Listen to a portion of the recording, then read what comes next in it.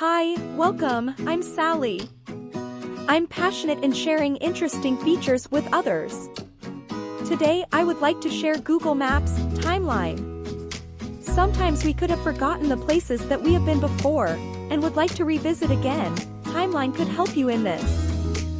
First of all, you need to make sure you are logged into the Google account as per your mobile that you carry along. Click on the menu next to your icon, and then select Maps. Then click on Menu and choose your timeline.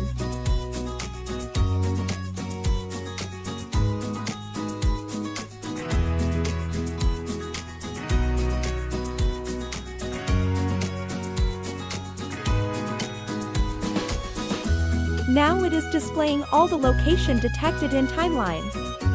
Observe the red spot on the map, those are location that you have visited.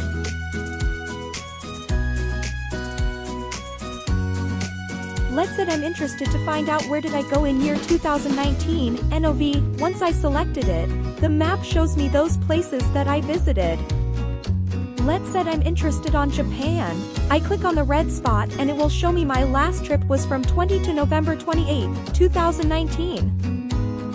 Then I can click on the date display below to see my itinerary on those days.